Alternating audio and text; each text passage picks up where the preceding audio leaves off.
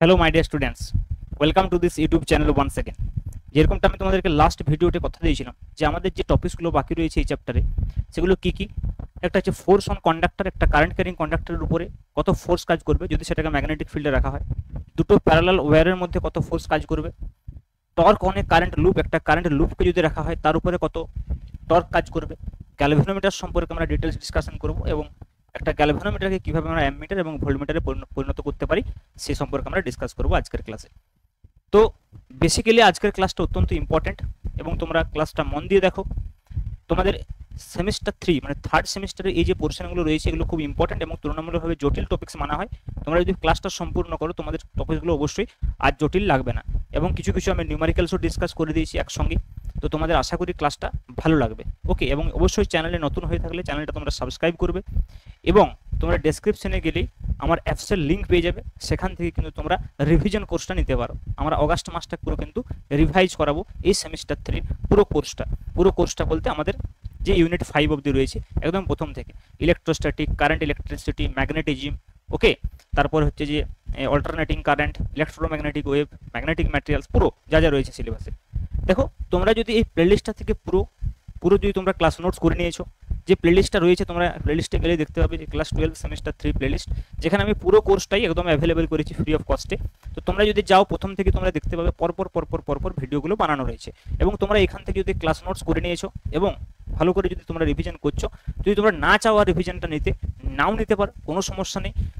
কিন্তু যদি তোমাদের মনে হয় যে না একবার আমরা শেষ মুহূর্তে যে বুস্ট আপ আমাদের প্রিপারেশনের সেটা আমরা করতে চাই, এবং যেহেতু ওখানে আমি পুরো বিষয়টার একটা শর্ট প্রসেসে মানে শর্ট ভিডিও বলতে যেমন এখানে কীরকমভাবে আমরা পড়াচ্ছি, এখানে পড়াচ্ছি হচ্ছে যে পুরো ডিটেলস ডেরিভেশন সমেত করছি। ওখানে কিন্তু রিভিশন কোর্সে আমরা ডেরিভেশন করব না, কারণ আমি প্রথমে যখন পড়ানো স্টার্ট করেছিলাম আমি তোমাদেরকে বলেছিলাম যে যেহেতু আমাদের এমসিকিউ কোয়েশ্চেন হচ্ছে, অবজেক্টিভ কোয়েশ্চেন হচ্ছে, প্রথম থেকে অবজেক্টিভ পড়াশোনা হবে না। প্রথমে একবার আমরা ডেসক্রিপটিভ বিষয়গুলো পড়বো, তারপর শেষে আমরা সেগুলোকে এলিমিনেট করে দেবো যেগুলো আমাদের প্রয়োজন নেই। তাহলে ওখানে আমি একদম কনসাইজ ওয়েতে পড়াবো, যেখানে তোমরা শুধুমাত্র যেটা প্রয়োজন, একদম পিওর যেটুকু প্রয়োজন তোমার পরীক্ষার জন্য শেষ মুহূর্তে, সেটুকুই আমি পড়াবো। ওকে, এবং তার সঙ্গে সঙ্গে আমরা কোয়েশ্চেন প্র্যাকটিস করবো। ওকে, তো চলো আমরা স্টার্ট করি টপিকসগুলো এবং পরপর তোমরা টপিকসগুলো দেখতে থাকো। তাহলে তোমরা জানো যে পারপেন্ডিকুলার ম্যাগনেটিক ফিল্ডকে আমরা ক্রস দিয়ে প্রকাশ করি, যেটা ইনওয়ার্ডস পারপেন্ডিকুলার ম্যাগনেটিক ফিল্ড।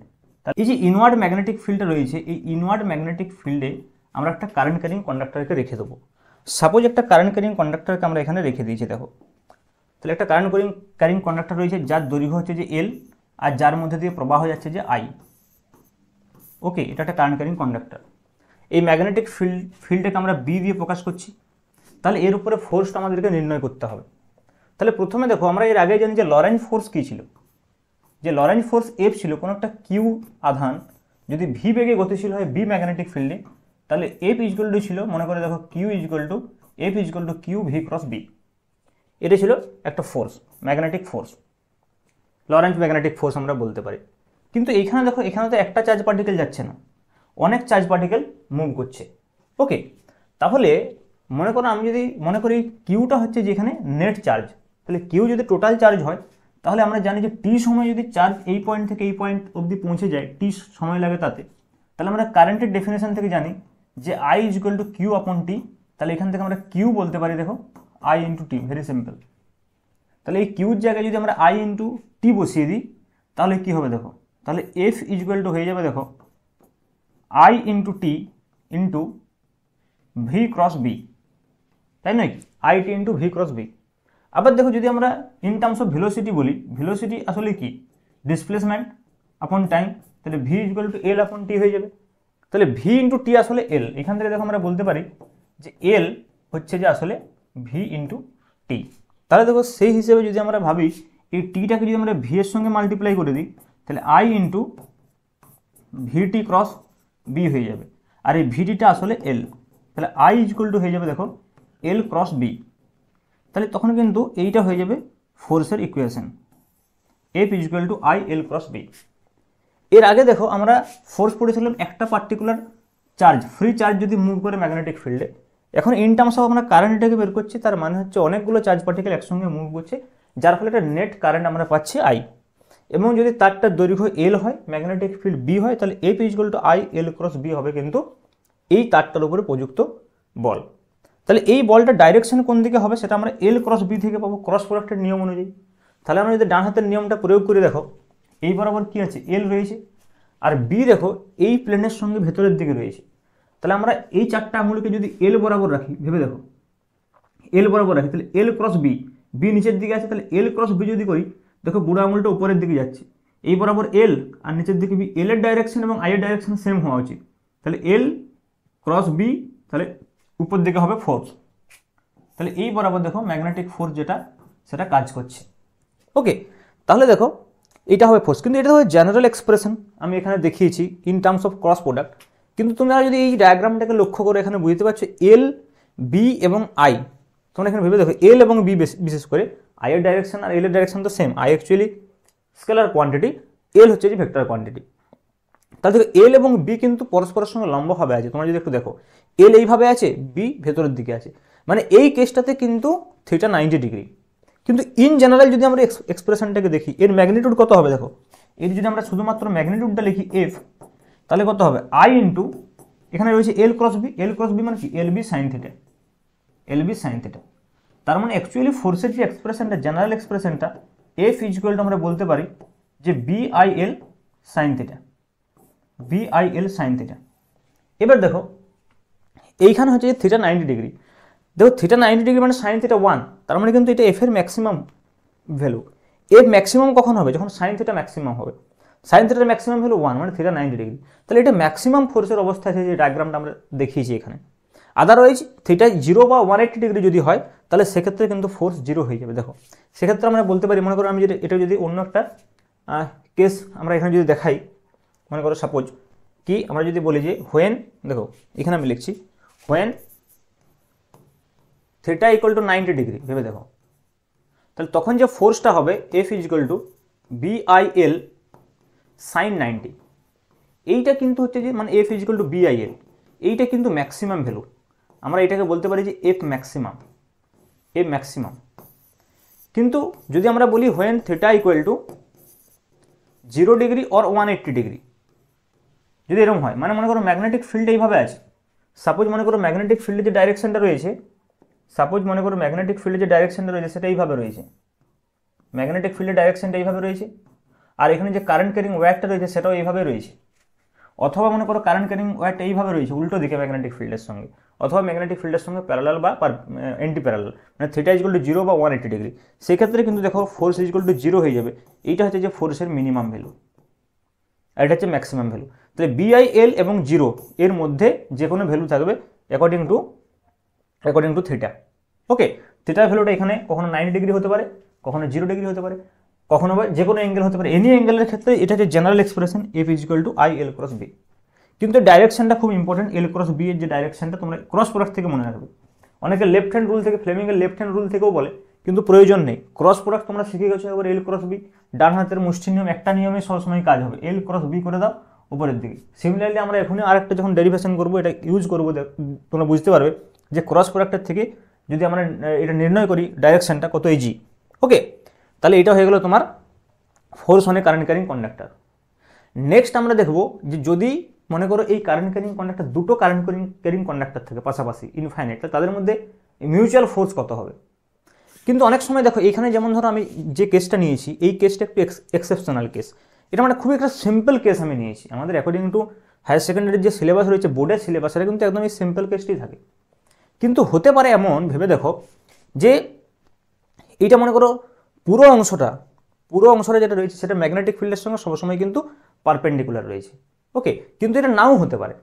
কীরকম বিষয় এটা, মনে করো সাপোজ আমি এইটা এখানে দেখানোর চেষ্টা করছি একটু, মনে করো কেসটা একটু চেঞ্জ হয়ে গেল সাপোজ। ওকে, কীরকম চেঞ্জ হয়ে গেল, মনে করো সাপোজ ম্যাগনেটিক ফিল্ডটা রয়েছে এটা, ভেবে দেখো এইটা মনে করো ম্যাগনেটিক ফিল্ডের ডাইরেকশন, এরপর যে কারেন্ট ক্যারিং ওয়্যারটা রয়েছে, সেই কারেন্ট ক্যারিং ওয়্যারটা মনে করো এইভাবে আঁকা বাঁকা করে রয়েছে, হতেই পারে। তাহলে সেক্ষেত্রে দেখো বি এবং এল এর মধ্যবর্তী কোণ কিন্তু সব জায়গায় একই নয়, অর্থাৎ থিটা কিন্তু সব জায়গাতে একই নয়। সেক্ষেত্রে আমরা কি করব না, এখানে একটা ক্ষুদ্র অংশ ডিএন নেব। মনে করো সাপোজ এখানে একটা ক্ষুদ্র অংশ ডিএন নিলাম, যেটা হবে এই বরাবর, আর এইখানে বি আছে এই বরাবর, তাহলে এইখানে হয়ে যাবে ডিএল এবং বি এর মধ্যবর্তী কোণ থিটা। তখন এই যে এক্সপ্রেশনে যেটা আই এল ক্রস বি বলছি সেটা ডাইরেক্ট কিন্তু আই এল ক্রস বি হবে না। সেক্ষেত্রে কি হবে? সেক্ষেত্রে প্রথমে আমাকে এই ক্ষুদ্র অংশটার জন্য ফোর্স নির্ণয় করতে হবে। এই ক্ষুদ্র অংশটার জন্য আমরা ফোর্স তখন বলবো ডিএফ, এবং সেই ডিএফ সমান আমরা লিখবো আই ডিএল ক্রস বি, যেটা আগে কথা লিখছিলাম আই এল ক্রস বি, সেটা হয়ে যাবে আই ডিএল ক্রস বি। মনে করো পুরো এই ওয়্যারটা এ টু বি রয়েছে, তাহলে তার জন্য যে নেট ফোর্স এফ হবে সেটা কিন্তু হবে integration A to B DF, এবং এ বি কত হবে সেটা ডিপেন্ড করছে সিচুয়েশনের উপরে। আমরা ইন জেনারেল এটাকে কিন্তু এইভাবে লিখে রাখতে পারি যে এ টু বি। ওকে, এইবার মজাটা দেখো, যদি আমরা একে ইন্টিগ্রেশন করি, আমরা যদি এক্সপ্রেশনটাকে ইন্টিগ্রেশন করি তাহলে কি হবে?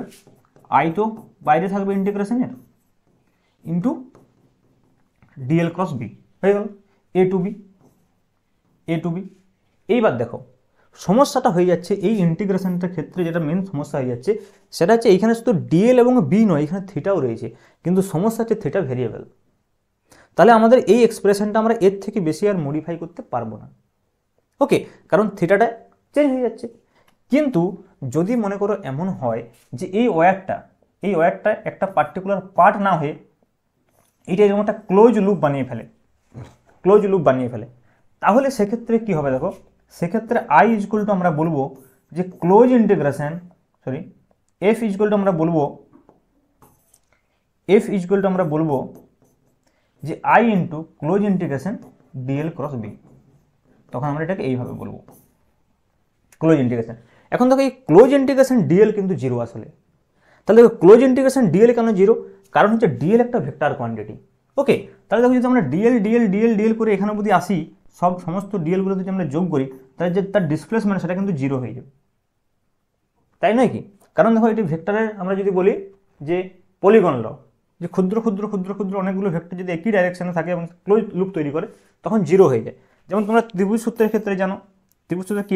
এটা মনে করো একটা ভেক্টর রয়েছে, ত্রিভুজ সূত্র নিশ্চয়ই তোমরা জানো যে এইটা একটা ভেক্টর, এটা একটা ভেক্টর, আবার এইদিকে যদি একটা ভেক্টর থাকে, তবে সেম ডাইরেকশনে যদি ভেক্টর থাকে তাদের যে নেট যে রেজাল্টেন্ট সেটা জিরো হয়ে যায়।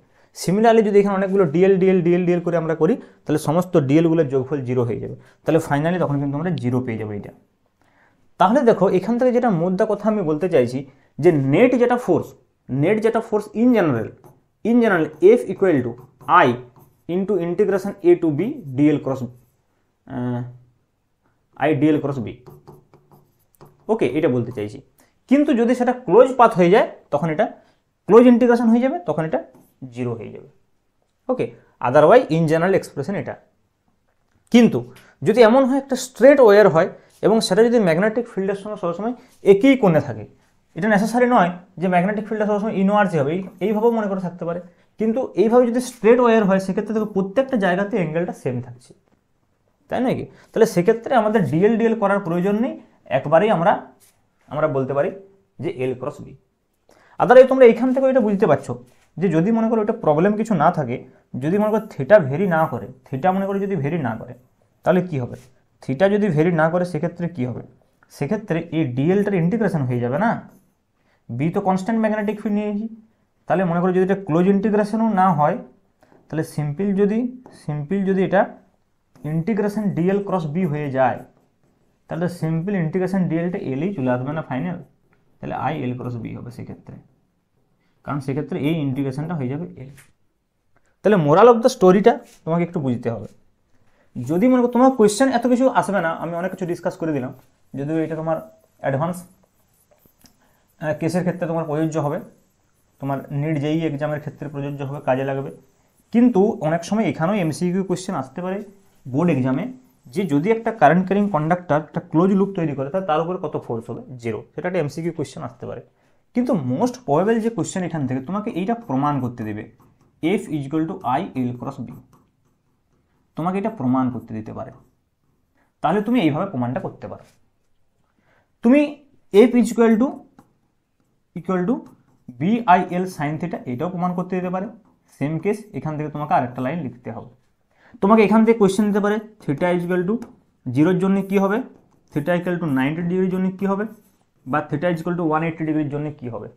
মানে এটা তোমাকে এইভাবেও কোয়েশ্চেন দিতে পারে, অথবা জিজ্ঞেস করতে পারে ফোর্স কখন ম্যাক্সিমাম হবে, ফোর্স কখন মিনিমাম হবে।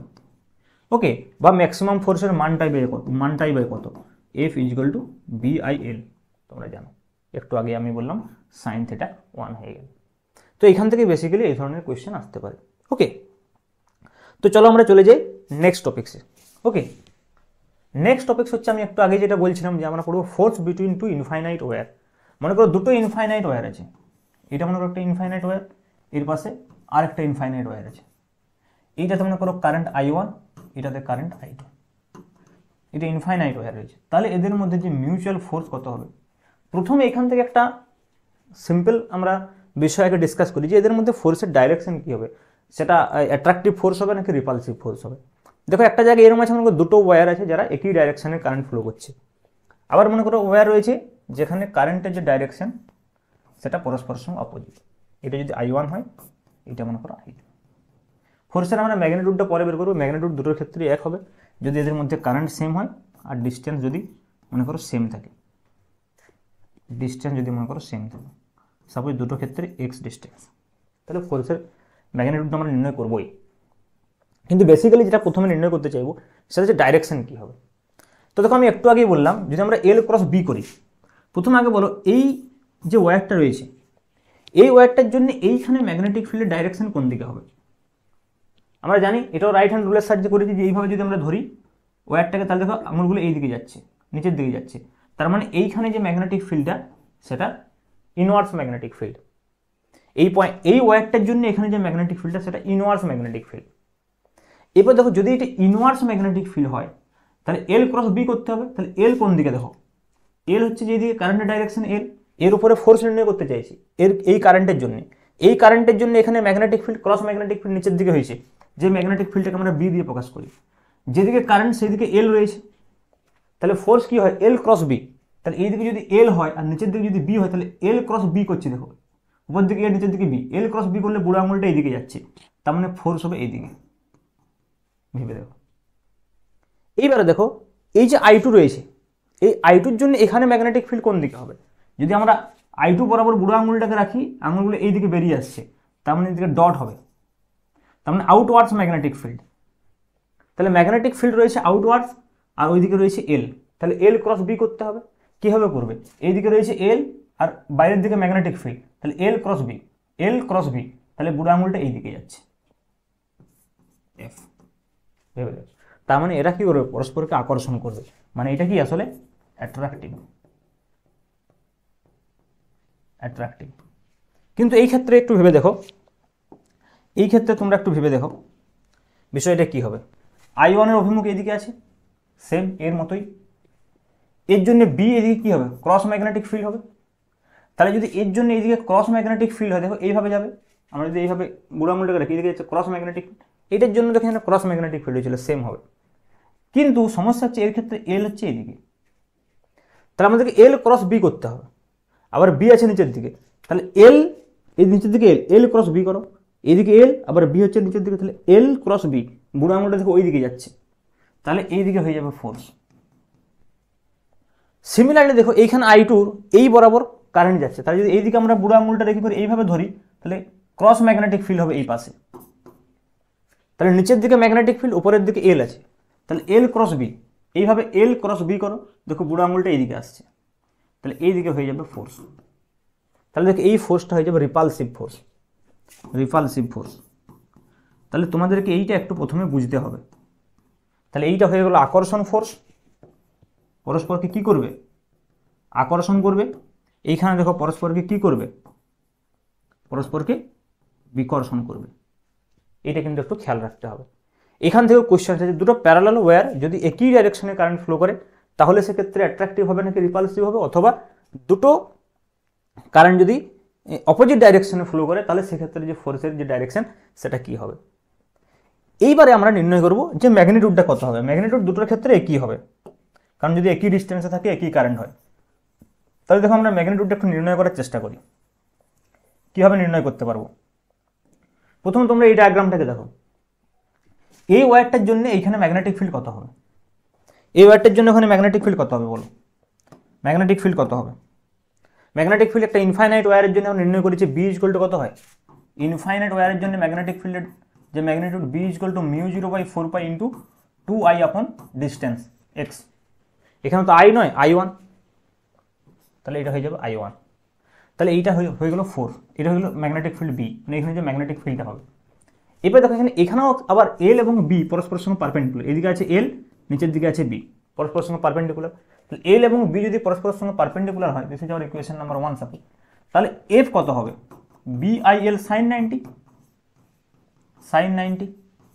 এখন এই আইটা কোন আই, এই আইটা হচ্ছে এই কারেন্টটা i2, এই যার উপরে ফোর্স তার কারেন্ট, তাহলে i2 B into i2 L sine 90, sine 91, B এর মানটা তোমরা বসিয়ে দাও এখানে, mu 0/4 into 2i1/x into i2 into L sine 91।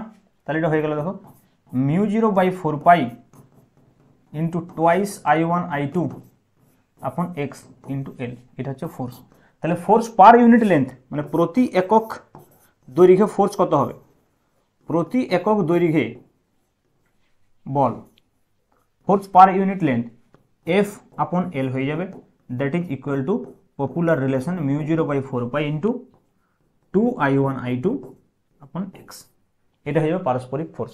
মানে দেখো এটা যেটা আমরা নির্ণয় করলাম বিশেষ করে যে এই ওয়্যারটার জন্যে এর উপরে ম্যাগনেটিক ফোর্স এদিকে, সিমিলারলি আমরা উল্টো করতে পারি, এর জন্য এইদিকে ম্যাগনেটিক ফিল্ড এবং তার জন্য ফোর্স, এর জন্য এইদিকে ম্যাগনেটিক ফিল্ড যদি মনে করো যেটা ম্যাগনেটিক ফিল্ডটা তৈরি হচ্ছে সেই ম্যাগনেটিক ফিল্ডটার জন্য যে ফোর্স, আবার এর i2 উপরে ফোর্স উল্টো হতে পারে, i2 এখানে যে ম্যাগনেটিক ফিল্ডটা তৈরি করছে সেই ম্যাগনেটিক ফিল্ডে i1 এর উপর প্রযুক্ত ফোর্স, তাহলে সেটাও আমরা করতে পারি। দেখো আমরা যদি উল্টোভাবে এইটাকে সেম বিষয়টা যদি আমরা উল্টোভাবে প্রমাণ করতে চাই, কি কি চেঞ্জ হবে দেখো, মনে করো এর জন্য যদি এখানে ম্যাগনেটিক ফিল্ড হয় তাহলে এটা কিন্তু i1 এর জায়গায় হয়ে যাবে i2, এইটা তখন হয়ে যাবে i2, দেখো এইটা তখন হয়ে যাবে i2, তখন এইটা হয়ে যাবে i1, এটা কত হয়ে যাবে i1, তাহলে এইটা হয়ে যাবে i2, এটা হয়ে যাবে i1, এটা হয়ে যাবে i2, এটা হয়ে যাবে i1, কিছুই চেঞ্জ হলো না, এইদিকে 2 এইদিকে 1, সেই একই ফর্মুলা 2i1 i2/x। তোমরা একটা মিউচুয়াল ফোর্স, এ কে যা ফোর্স দিবে এ কে তাই ফোর্স দিব, why which is according to Newton's third law, action reaction will be always equal and opposite. Okay, তাহলে দেখো এটা হচ্ছে force between two infinite wire. তোমাদেরকে ডেরিভেশন দিতে পারে অথবা এখান থেকে সিম্পল এমসিকিউ কোয়েশ্চেন বা শর্ট কোয়েশ্চেন দিতে পারে যে এদের দুজনের মধ্যে যে ফোর্সটা সেটা অ্যাট্রাকটিভ ফোর্স হচ্ছে নাকি রিপালসিভ ফোর্স হচ্ছে। ওকে, নেক্সট টপিক্সে আমরা চলে যাই। নেক্সট টপিক্স হচ্ছে যে torque on a current carrying loop. Okay, একটা কারেন্ট লুপের উপরে কত টর্ক প্রযুক্ত হবে সেটা আমরা এবার নির্ণয় করব।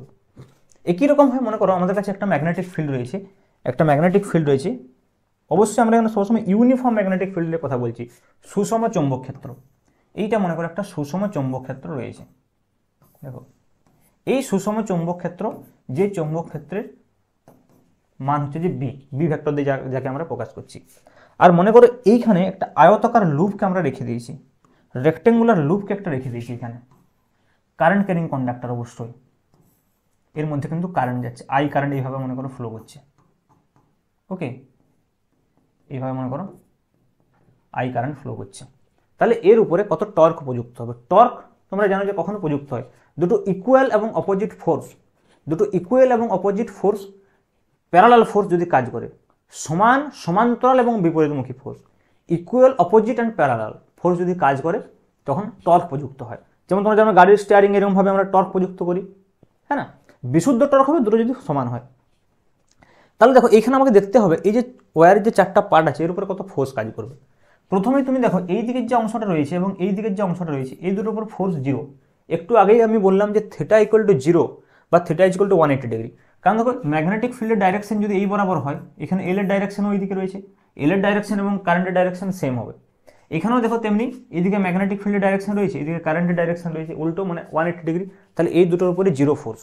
কিন্তু দেখো এই দুটোর উপরে একটা ফোর্স থাকবে, কি ফোর্স হবে, এই দুটোর উপরে কি ফোর্স হবে সেটা অবশ্যই আমাদের একটু ভালো করে লক্ষ্য করা উচিত।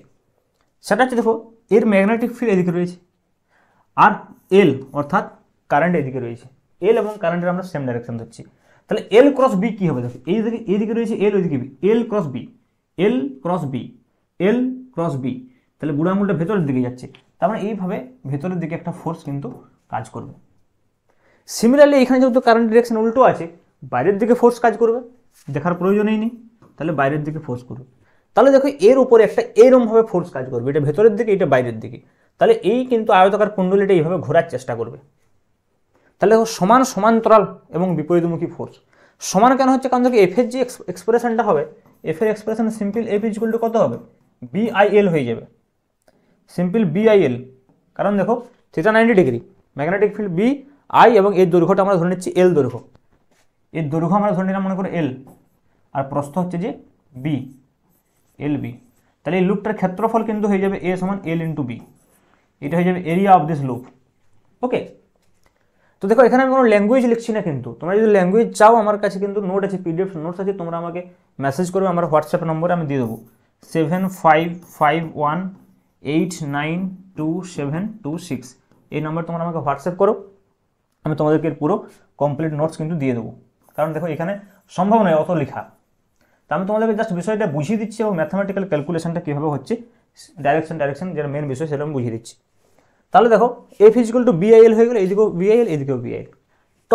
টর্কের ইকুয়েশন কী হয়ে গেল, টর্ক সময় কী হয়, যে কোনো একটি ফোর্স এবং তাদের মধ্যবর্তী লম্ব দূরত্ব, তাহলে এখানে যে কোনো একটি ফোর্স এফ, তাদের মধ্যবর্তী লম্ব দূরত্ব মানে এটা, সেটা হচ্ছে বি, তাহলে এফ ইন্টু বি হয়ে যাবে কিন্তু টর্ক টাও। তাহলে এফ কত দেখো, এফ হচ্ছে যে বিআইএল ইন্টু বি, তাহলে এটাকে আমরা এইভাবে বলতে পারি বিআই ইন্টু এলবি, এলবি মানে হচ্ছে এরিয়া, তাহলে অনেক সময় এটাকে আমরা বলি বিআইএ, টাও ইকুয়াল টু, যদি আমরা এটা এন পাক থাকে, প্রত্যেক পাকে যদি বিআইএ হয়, তাহলে এন সংখ্যক পাকের জন্য টাও ইকুয়াল টু হয়ে যাবে এন বি আইএ, এটা হচ্ছে মেন বিষয় এন বি আইএ। কিন্তু যদি মনে করি এটা আমরা ইন জেনারেল বলি, যদি মনে করি এটা 90 ডিগ্রি কোণে না থাকতো, তাহলে এটা বিআইএল হতো না, বা এখানে বিআইএ হতো না। এখানে দুটো ভেক্টর আছে বি এবং এ, বাকি এন এবং আই তো স্কেলার আছে, কিন্তু টাও ভেক্টর আছে, তাহলে tau equal to N B I আছে। কিন্তু এই যদি তোমাদেরকে ভেক্টর রূপ জিজ্ঞেস করে, তাহলে তোমরা খেয়াল রাখবে এর ভেক্টর রূপ টাও সমান N I into A cross B, এইটাও কিন্তু একটু খেয়াল রাখবে। ওকে, এটা আমি প্রমাণ করলাম না, এটাও ডাইরেক্টলি প্রমাণ করা যায়, কিন্তু আমাদের প্রমাণটা সিম্পল কেসটার ক্ষেত্রে রয়েছে tau equal to N B I A. কিন্তু ইন জেনারেল তোমাদের এটা মনে রাখা প্রয়োজন। ওকে, যে জেনারেল এক্সপ্রেশনটা হয় টাও এর, সেটা tau vector that is equal to N I into A cross B, যেখানে এটা হচ্ছে এরিয়া ভেক্টর এবং বি হচ্ছে যে ম্যাগনেটিক ফিল্ড। ওকে, বি হচ্ছে যে ম্যাগনেটিক ফিল্ড। তো তেমনি আগের মতো এটারও তাহলে সেক্ষেত্রে একটা স্পেশাল কেস চলে আসবে। দেখো কি স্পেশাল কেস আসতে পারে না, থিটার উপরে ডিপেন্ড করবে, হ্যাঁ না, টাওয়ার যে ম্যাগনিটিউড কত হবে according to cross product N I A B, মানে হচ্ছে যে A B sine theta, theta হচ্ছে কি এ এবং বি এর মধ্যবর্তী কোণ, তাহলে এটা হয়ে যাবে দেখো N B I A sine theta. এখানে তোমরা এ ভেক্টরের বিষয়টা একটু খেয়াল রাখবে, এ ভেক্টর মানে হচ্ছে তলের সঙ্গে লম্ব। তাহলে দেখো এইটা এখন যেভাবে রয়েছে, তাহলে এই তলটা তো বোর্ডের তলের সঙ্গে বাইরের দিকে আছে লম্ব, তাহলে ওই জন্য দেখো এটা একটা স্পেশাল কেস, এই বরাবর আছে এ, এই বরাবর আছে বি, তাহলে বি এবং এ এর মধ্যে দেখো এই বরাবর আছে এ, ওইদিকে আছে বি, তাহলে বি এবং এর মধ্যবর্তী কোণ 90 ডিগ্রি হয়ে গেছে। কিন্তু যখনই মনে করো এইটা এইভাবে ঘুরে যাবে বা এইভাবে ঘুরে যাবে, তখন দেখো এর ডাইরেকশনটা তো এইদিকে হয়ে যাবে, তখন আর পারপেন্ডিকুলার থাকবে কি, এরম হয়ে যাবে, কারণ লুপটা যেদিকে ঘুরবে সেই অনুযায়ী এরিয়া ভেক্টরটা ঘুরে যাবে। ওকে, তাহলে তখন ওই দিকে হয়ে যাবে, তাহলে ওই জন্য ইন জেনারেল তখন এ এবং বি এর মধ্যে একটা কোণ তৈরি হবে, তখন সেটা সাইন থিটা হবে। কিন্তু এই যে পজিশনে রয়েছে, ইনিশিয়াল যে পজিশনে আমি রেখেছি এই লুপটাকে, সেক্ষেত্রে যে টর্কটা কাজ করবে সেটা কিন্তু এন বি আই এ। তো তোমরা একটা জিনিস কিন্তু লক্ষ্য করে, এখানে প্রত্যেকটা টপিক্স কীভাবে কানেক্টেড।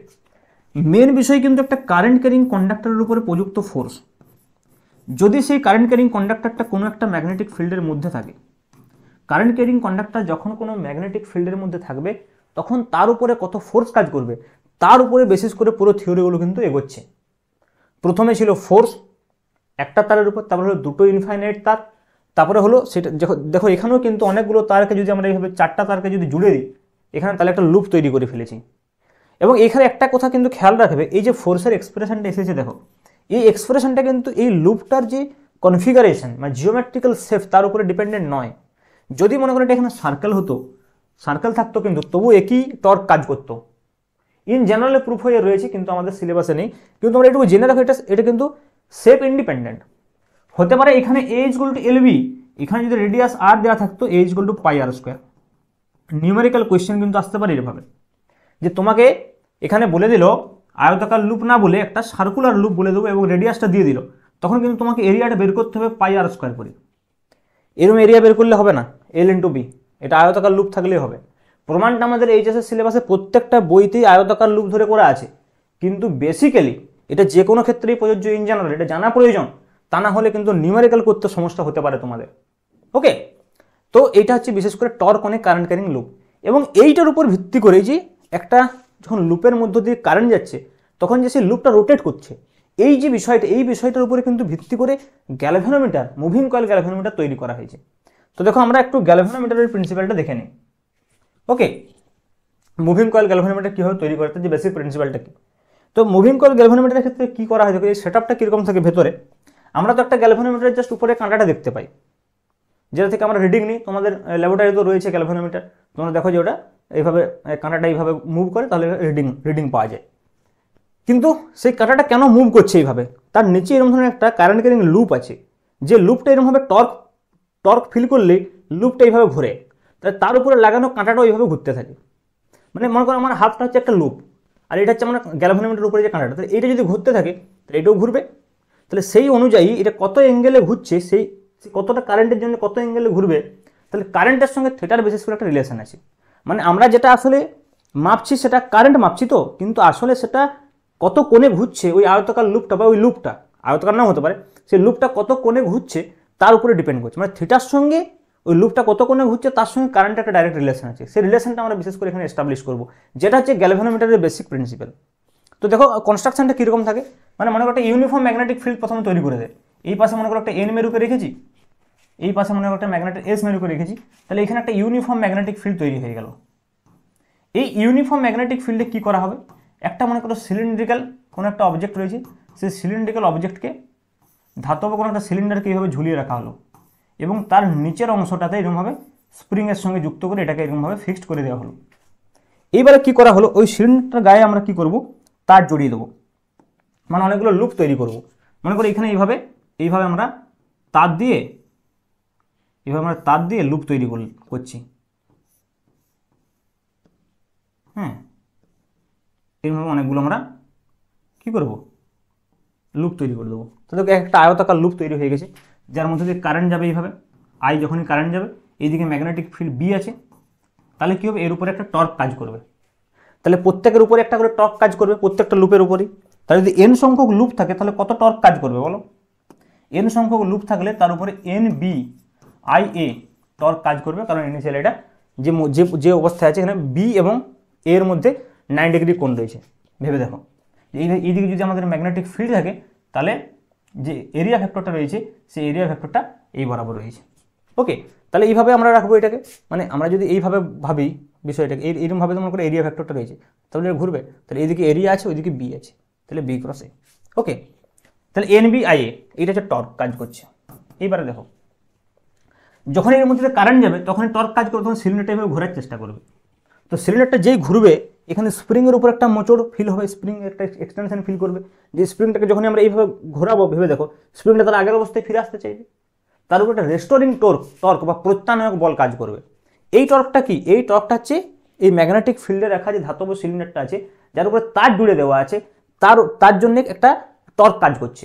কিন্তু যখনই এটা এইভাবে ঘুরতে চাইবে, স্প্রিংটা তো আগের অবস্থায় ফিরিয়ে আনতে চাইবে ওকে, তাহলে তার জন্য রেস্টোরিং টর্ক টাও আর যদি বলি, তার যে ম্যাগনিটিউড হবে সেটা হচ্ছে কে থিটা। বিশেষ করে তোমাদের মনে আছে নিশ্চয়ই রেস্টোরিং ফোর্সের equation F is equal two minus K x, তাহলে দেখো যদি টাও হয় তাহলে টাও ইজ ইকুয়াল টু সেটা মাইনাস কে থিটা হয়ে যাবে, কারণ এক্স হচ্ছে লিনিয়ার ডিসপ্লেসমেন্ট, থিটা হচ্ছে অ্যাঙ্গুলার ডিসপ্লেসমেন্ট।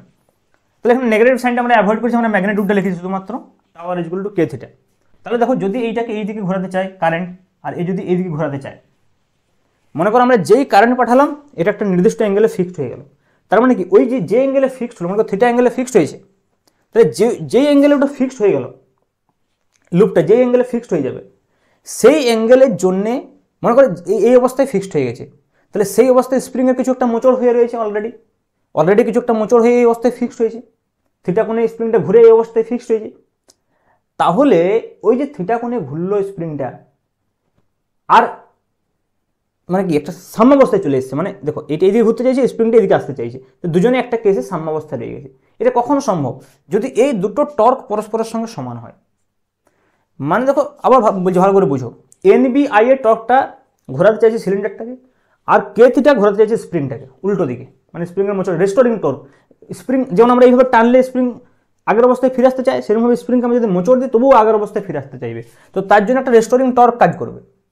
তাহলে এই রেস্টোরিং টর্ক আর এনবিআই যদি সমান হয়ে যায়, তার মানে আমরা বলতে পারি এই অবস্থায় ইকুইলিব্রিয়ামে যে NBI A equal to K theta.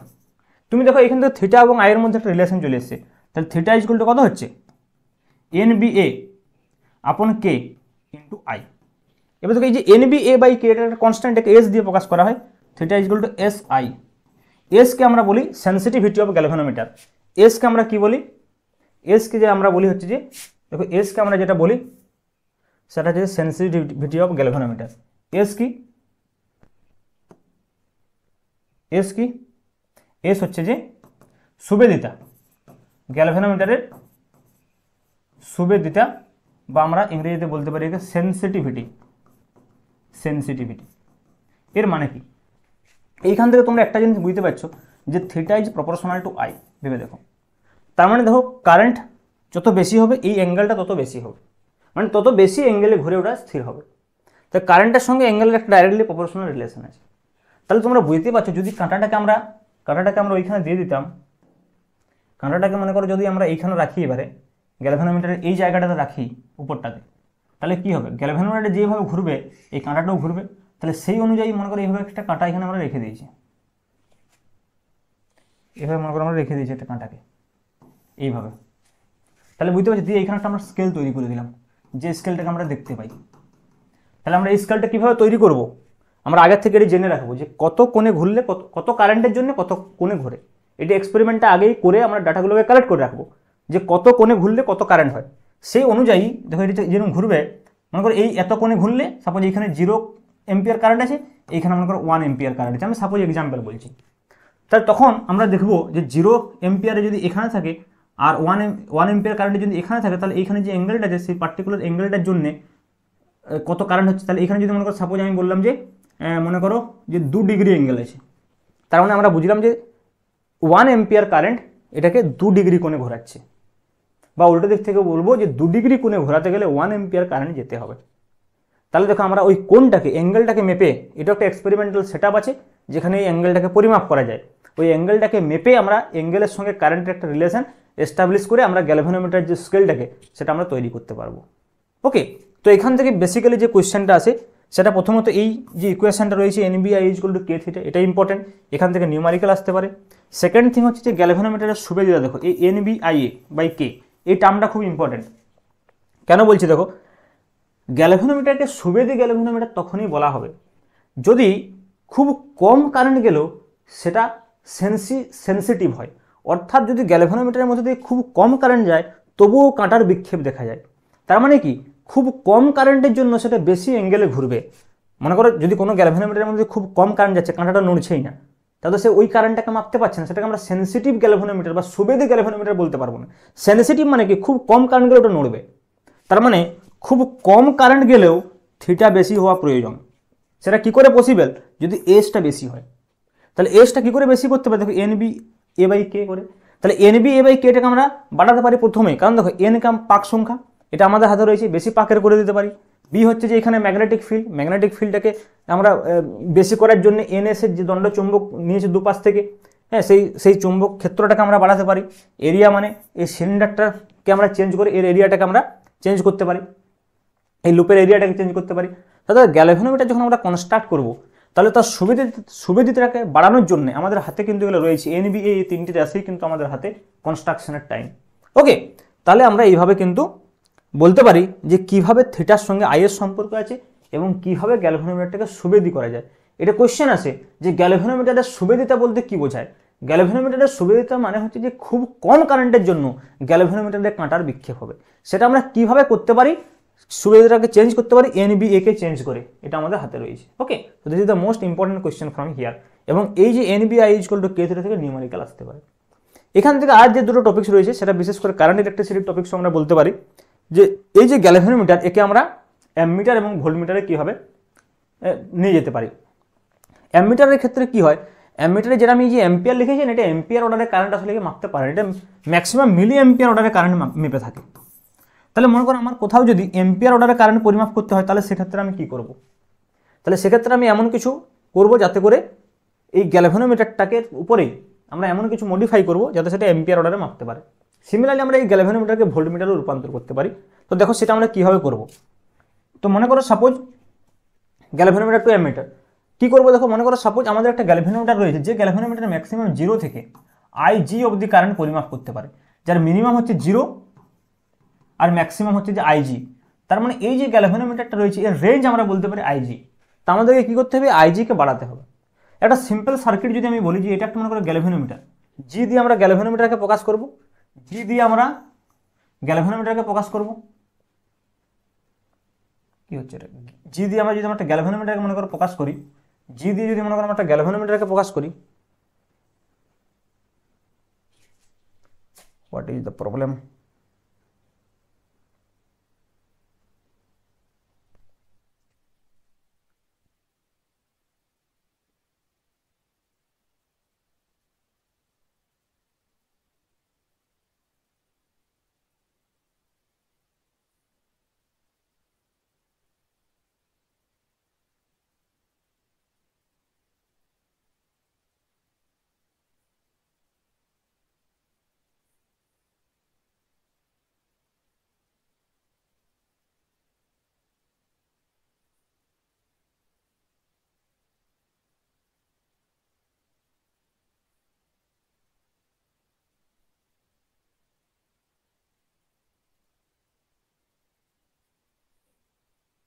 জি দিয়ে যদি আমরা একটা গ্যালভানোমিটারকে প্রকাশ করি, জি দিয়ে আমরা একটা গ্যালভানোমিটারকে প্রকাশ করি, জি মানে হচ্ছে গ্যালভানোমিটারের রোধ। তাহলে এটা যদি আমার একটা গ্যালভানোমিটার হয়, ওকে, এই গ্যালভানোমিটারের রোধ মনে করো জি, এবং গ্যালভানোমিটারকে আমরা জি দিয়ে প্রকাশ করছি, তাহলে এর মধ্যে যেটা কারেন্ট যাবে সেই কারেন্টটা মনে করো আমি বলছি ম্যাক্সিমাম কারেন্ট আইজি, ঠিক আছে। তাহলে এর মধ্যে ম্যাক্সিমাম কারেন্ট হচ্ছে যে আইজি। তাহলে আইজির থেকে বেশি কারেন্ট তো গ্যালভানোমিটারের মধ্যে যেতে পারবে না, আইজির থেকে বেশি কারেন্ট যদি গ্যালভানোমিটারের মধ্যে যায় তাহলে গ্যালভানোমিটার নষ্ট হয়ে যাবে, কারণ গ্যালভানোমিটার ম্যাক্সিমাম আইজি কারেন্ট মাপতে পারে, মিনিমাম 0। কিন্তু আমাকে এটা ম্যাক্সিমামটাকে বাড়াতে হবে। সাপোজ আমি ম্যাক্সিমামটাকে 0 থেকে আই করতে চাইছি, আর যেখানে আই হচ্ছে যে গ্রেটার দেন আইজি অবশ্যই, তাহলে আমরা 0 থেকে আই করতে চাইছি। তার মানে যদি এর মধ্যে দিয়ে আই কারেন্ট আসে, মনে করো সাপোজ এর মধ্যে দিয়ে আই কারেন্ট আসছে, মেন একটা সার্কিট আমরা বলি, কোনো একটা সার্কিট রয়েছে, সার্কিট থেকে মনে করো আই কারেন্ট আসছে,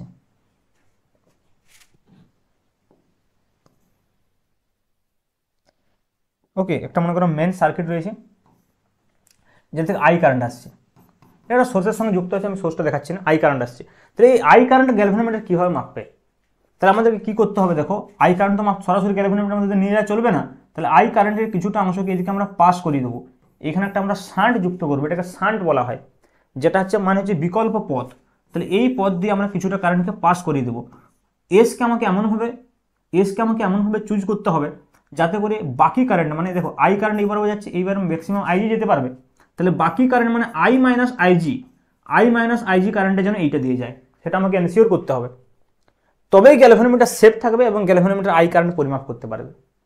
তাহলে সেক্ষেত্রে আমাকে কত এস যুক্ত করতে হবে, মানে বিশেষ করে মেন যেটা কথা যে গ্যালভানোমিটার যদি আমরা অ্যামমিটারে পরিণত করতে চাই তাহলে গ্যালভানোমিটারের সঙ্গে প্যারালালে একটা খুব সামান্য রোধ, খুব কম রোধ যুক্ত করতে হবে, কারণ না হলে এইদিকে বেশি কারেন্ট তো আসবে না, এবং সেই এস কম রোধটা এমনভাবে যুক্ত করতে হবে যাতে করে এখানে আই মাইনাস আইজি পরিমাণ কারেন্টটা বেরিয়ে যায়, তাহলে গ্যালভানোমিটার যে স্কেলটা সেটা বেড়ে যাবে। মানে যে ম্যাক্সিমাম ডিফ্লেকশনটা আমরা আইজির জন্য মাপছিলাম সেটা এখন আই এর জন্য মাপবো। আগে যদি মনে করো শুধুমাত্র আইজি কারেন্ট যেত গ্যালভানোমিটারের মধ্যে দিয়ে, তাহলে আইজিতে ম্যাক্সিমাম হয়ে যেত, তাহলে যে স্কেলটা আইজি ম্যাক্সিমাম কারেন্টের জন্য ফুল ডিফ্লেকশন হতো, এখন দেখো আই কারেন্ট গেলে এটা ফুল ডিফ্লেকশন হচ্ছে, তার মানে এর যে রেঞ্জটা সেটা বেড়ে গেছে, কারণ এই পাথটা তৈরি করে দিয়েছে। ফুল ডিফ্লেকশন তো আইজিতেই হবে, কিন্তু আমরা আই কারেন্ট যাওয়ার জন্য এই আইজি পাচ্ছে, তারপর ফুল ডিফ্লেকশন হচ্ছে। তার মানে আমরা যদি এইখানে মেজারমেন্টটাকে করি তাহলে আমরা বলতে পারি যে আই কারেন্টের জন্য ম্যাক্সিমাম, ওকে, আই কারেন্টের জন্য ম্যাক্সিমাম। তাহলে আমাকে এসটা ক্যালকুলেট করতে হবে, এসটা কীভাবে ক্যালকুলেট করতে পারবে, দেখো যেহেতু প্যারালালে যুক্ত আছে তাহলে এই দুটো পয়েন্টের মধ্যে যা ভোল্টেজ ডিফারেন্স হবে আর এই দুটো পয়েন্টের মধ্যে যা ভোল্টেজ ডিফারেন্স হবে সেটা সেম। তাহলে এই দুটো পয়েন্টের মধ্যে ভোল্টেজ ডিফারেন্স কত না IG into G, I into R, equal to এই দুটো পয়েন্টের মধ্যে voltage difference I minus IG into S, I minus IG into S. তাহলে এইখান থেকে কিন্তু আমরা সিম্পল এস নির্ণয় করতে পারবো আইজি ইন্টু জি আপন আই মাইনাস আইজি। তাহলে আমরা যদি গ্যালভেনোমিটারকে আমরা অ্যামমিটার করতে চাই, একটা সমান্তরাল সমবায়ে খুব কম মানের রোধ শান্ট যুক্ত করতে হবে, যার মানটা হবে IG into G divide by I minus IG. তাহলে সেক্ষেত্রে গ্যালভেনোমিটার যে ম্যাক্সিমাম মানের জন্য গ্যালভেনোমিটারটা ডিফ্লেকশন ফুল ডিফ্লেকশন দেখাবে সেটা আই। তাহলে আগে আইজির জন্য ফুল ডিফ্লেকশন দেখাতো, এখন আই এর জন্য ফুল ডিফ্লেকশন দেখাচ্ছে। তাহলে আমরা with respect to I current আমরা ওর ফুল ডিফ্লেকশনটাকে পরিমাপ করতে পারবো। তার মানে একই অ্যাঙ্গেলটা সেম আছে দেখো, কিন্তু কারেন্টটা বেড়ে গেছে। আগেও ওই সেম অ্যাঙ্গেল ডিফ্লেকশন হতো আইজি কারেন্টের জন্য, এখনও সেম অ্যাঙ্গেল ডিফ্লেকশন হচ্ছে কিন্তু আই কারেন্টের জন্য। তাহলে আমাদের রেঞ্জটা বেড়ে গেল, তাহলে সেটা তখন আমরা অ্যামমিটার বলবো সেটাকে। সিমিলারলি যদি আমরা এটাকে ভোল্টমিটারে পরিণত করতে চাই তাহলে কি করতে হবে দেখো, মনে করো একটা সিম্পল গ্যালভেনোমিটার রয়েছে, যে গ্যালভেনোমিটারতে কারেন্ট হচ্ছে যে আইজি, এটাকে যদি আমরা এখন একটা সার্কিটের সঙ্গে যুক্ত করি তাহলে এর মনে করো ভোল্টেজ ভিজি। তাহলে এই ভিজি ইকুয়াল টু সিম্পল হয়ে যাবে আইজি ইন্টু জি। যদি আমরা এই ভোল্টেজের কথা বলি আইজি ইন্টু জি, তাহলে এই ভোল্টেজটা কিন্তু পরিমাপ করছে। কিন্তু আমরা চাইছি এই ভোল্টেজটার যে রেঞ্জটা সেটা বাড়াতে, অর্থাৎ আমরা জিরো থেকে আমরা ভি চাইছি, এটা তো জিরো থেকে ভিজি ইন জেনারেল, যখন শুধুমাত্র গ্যালভেনোমিটারটা জিরো থেকে ভিজি, কিন্তু আমরা চাইছি জিরো থেকে ভি, যে ভি হচ্ছে যে গ্রেটার দেন ভিজি। তাহলে কি করতে হবে, এর সঙ্গে সিরিজ আমাকে একটা রেজিস্ট্যান্স যুক্ত করতে হবে। এর সঙ্গে সিরিজ আমাকে একটা রেজিস্ট্যান্স যুক্ত করতে হবে। ওকে, তাহলে এটা ছিল গ্যালভেনোমিটার জি, এর সঙ্গে সিরিজে আমরা একটা হাই রেজিস্ট্যান্স আর এইচ যুক্ত করে দিলাম, হাই রেজিস্ট্যান্স। ওকে, এখন এটা হয়ে যাবে ভি, এটা হচ্ছে আইজি। কারেন্টটা সেম আছে, আইজি কারেন্ট যাবে, একটু বেশি কারেন্ট গেলে গ্যালভেনোমিটার নিতে পারবে না, তাহলে আইজি কারেন্টে যাবে, কিন্তু এটা এখন ভি হয়ে গেল। কারণ দেখো এই ভিটা গ্রেটার দেন ভিজি, কী করে আমরা বুঝবো, দেখো যদি আমরা এখানে ভি লিখি বেসিক্যালি আইজি আমরা যদি বলি কত হবে বলো, কারেন্ট কি ভোল্টেজ বাই টোটাল রেজিস্ট্যান্স, এটা টোটাল রেজিস্ট্যান্স কত জি প্লাস আর এইচ। তাহলে এইখান থেকে আমরা বুঝতে পারছি তাহলে ভি সমান কত হবে, দেখো IG into G plus R H. তাহলে ভি সমান হয়ে যাবে দেখো IG into G plus R H. তাহলে দেখো এখানে ছিল আইজি ইন্টু জি, আর এখানে কত হলো, এখানে আইজি ইন্টু জি, এখানে কত হলো, এখানে IG into G plus R H, এবং আর এইচ হচ্ছে খুব বেশি মান, তার ফলে বুঝতে পারছো ভি যেটা কিন্তু সেটা গ্রেটার দেন ভিজি হয়ে যাবে। তো এইখান থেকে আমরা এটাও নির্ণয় করতে পারবো যে আমি ভি যদি আমি ম্যাক্সিমাম ভোল্টেজ করতে চাই তাহলে আমার এই রেজিস্ট্যান্সটা কত হওয়া উচিত। তাহলে সেটা আমরা কীভাবে নির্ণয় করবো, এখান থেকে দেখো না G plus R H equal to হয়ে যাচ্ছে ভি আপন আইজি। তাহলে আর এইচ ইকুয়াল টু আমরা এখান থেকে নির্ণয় করতে পারবো ভি আপন আইজি মাইনাস জি। এটাও কিন্তু অনেক সময় প্রয়োজন হয় নিউমারিক্যালসের ক্ষেত্রে। তো নিউমারিক্যালসের ক্ষেত্রে তোমরা এইভাবে মনে রাখবে, এই ইকুয়েশনটাকে মনে রাখবে, বিশেষ করে V into IG into G plus R H, এটা মনে রাখতে বেশি সুবিধা হবে। যেরকম ধরো আগেরটার ক্ষেত্রে আমরা যদি বলি, আগেরটার ক্ষেত্রে এইটা মনে রাখার থেকে এইটা মনে রাখতে বেশি সুবিধা হবে। কেন? কারণ দেখো তোমরা যদি এইভাবে ভাবো যে এই দুটো পয়েন্টের যে ভোল্টেজ ডিফারেন্স, এই দুটো পয়েন্টের ভোল্টেজ ডিফারেন্স সেম, তাহলে আইজি ইন্টু জি সমান I minus IG into S. Okay, তো এইভাবে তোমরা এটাকেও মনে রাখতে পারো। সিমিলারলি এখানে তোমরা মনে রাখবে এই ইকুয়েশনটাকেও মনে রাখতে পারো যে IG equal to voltage divide by total resistance. সবসময় যে বেসিক ইকুয়েশনটাকে মনে রাখার চেষ্টা করবে, এটা তোমরা যে কোনো সময় নির্ণয় করে নিতে পারবো, কিন্তু ডাইরেক্ট যদি এটাকে মনে রাখতে যাও সমস্যা হতে পারে। ওকে, তো তাই জন্য আমি এইভাবেই তোমাদেরকে মনে রাখতে বলি। তো দেখো যতগুলো টপিক ছিল সেই সমস্ত টপিকস আমরা এই চ্যাপ্টারে ডিসকাস করে নিয়েছি, মেন যে টপিকসগুলো ছিল, ঠিক আছে।